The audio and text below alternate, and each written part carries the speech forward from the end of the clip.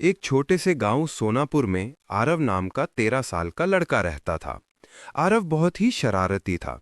उसे पढ़ाई से ज्यादा खेलकूद और मौज मस्ती में दिलचस्पी थी। उसकी माँ रोज उसे समझाती, आरव, वक्त बहुत कीमती होता है, इसे यूं ही बर्बाद मत करो। लेकिन आरव हमेशा हंसकर कहता, माँ अभी मैं बच्चा हूं, जिंदगी में बहुत समय है।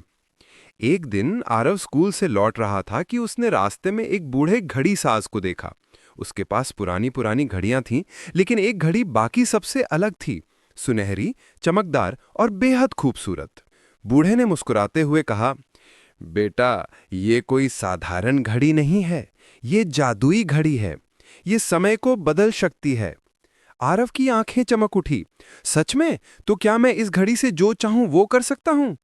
बूढ़ा बोला, हाँ, लेकिन याद रखो, हर बार जब तुम इस घड़ी को घुमाओगे तो तुम अपने जीवन का एक दिन खो दोगे। आरव ने बिना सोचे समझे घड़ी ले ली। घर पहुंचकर उसने मजे में घड़ी को घुमाया और कहा, काश कल स्कूल ना जाना पड़े।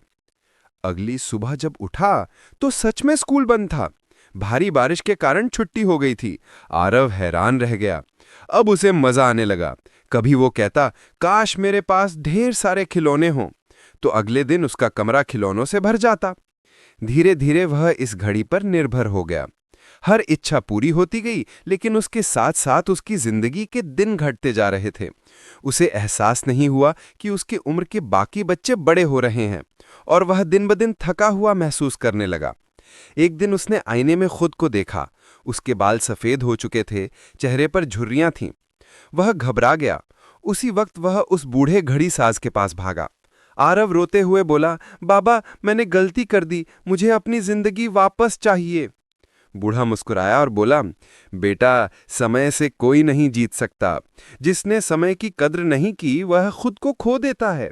लेकिन अगर सच्चे दिल से पछतावा करो तो वक्त तुम्हें एक मौका जरूर देता है। बूढ़े ने घड़ी की सुइयां पीछे घुमाईं और अचानक सब कुछ घूमने लगा, जैसे समय उल्टा चल रहा हो। आरव फिर से अपने पुराने रूप में लौट आया, वही 13 साल का लड़का। इस बार उसने घड़ी को ध्यान से देखा, मुस्कुराया और उसे नदी में फेंक दिया। अब वह हर दिन का सही इस्तेमाल करने लगा। वह मेहनत करने लगा, पढ़ाई में ध्यान देने लगा और दूसरों की मदद भी करता था। कुछ सालों बाद वही आरव एक सफल वैज्ञानिक बना, जो टाइम मैनेजमेंट पर लोगों को भाषण देता था।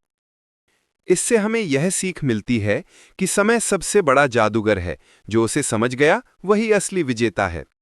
जिंदगी की असली जादू की घड़ी हमारी मेहनत और लगन है।